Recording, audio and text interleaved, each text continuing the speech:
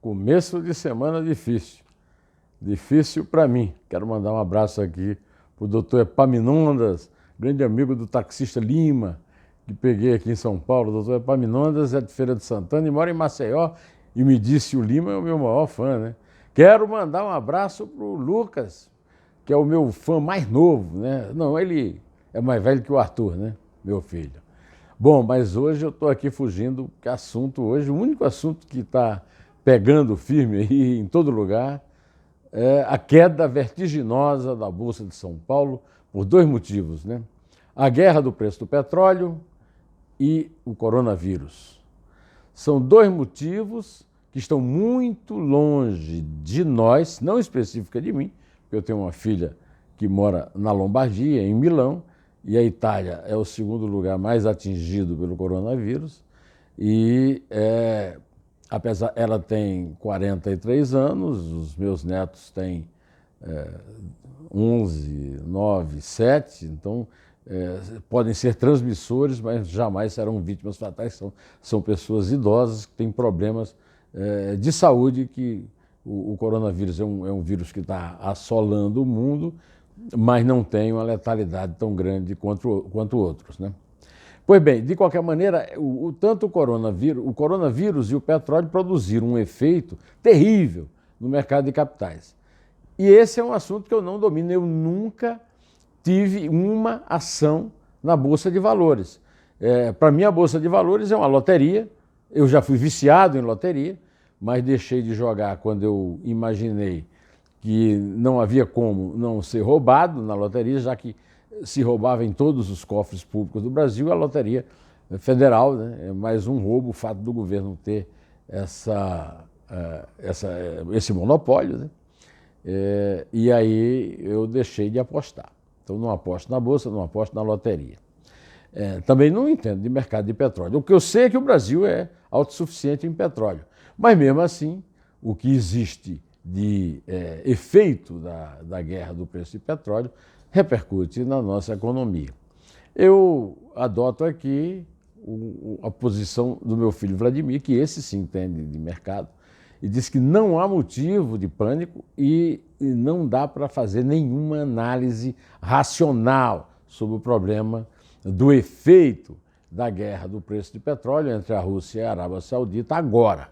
É preciso esperar para ver quem é que tem mais vasilhame para trocar, como se diz na gíria futebolística, né?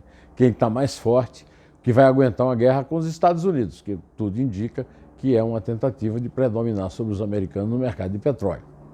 O que é certo é que isso aí nós vamos ter que esperar mais um pouco, então não adianta ficar chorando sobre o leite derramado. O leite derramou no fogão, e o meu amigo Zeca, que como eu nunca apostou em Bolsa de Valores, apesar de ser um empresário bem sucedido na área de recuperação de empresas, me disse que tanto o petróleo quanto o coronavírus são problemas que atingem mais os grandes investidores, os grandes países, ou seja, uma briga de cachorro grande na qual nós não somos convidados a participar.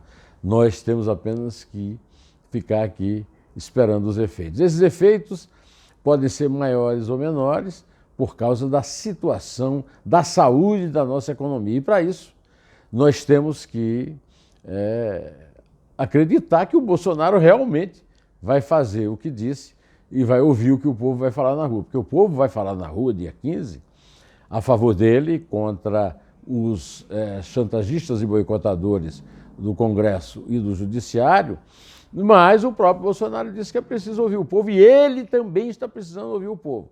E ouvir o povo agora significa parar com essa pasmaceira em relação às reformas e começar a agir para que o Congresso aprove as reformas tributária e administrativa, porque o Estado brasileiro é grande demais, é estróina demais e pesa demais no nosso bolso. Nós temos que reduzir esse custo. E o Zeca, especialmente, gostou muito da declaração do Paulo Guedes a respeito disso, que nós precisamos realmente acelerar a reforma. O Paulo Guedes até falou que temos 15 semanas para resolver essa parada das reformas. Já conseguimos uma vitória com a reforma da Previdência no ano passado, mas essa luta pela reforma tributária e principalmente pela reforma administrativa, que atinge os funcionários privilegiados do Estado, aqueles que dependem do nosso esforço, do nosso suor para viver na boa, esses são os momentos cruciais pelo qual nós devemos passar. É claro que assusta, né? Hoje, quando a Isabel me passou a notícia de que a Bolsa tinha fechado o pregão, eu fiquei meio tonto, meio sem saber o que fazer, meio sem saber o que acreditar.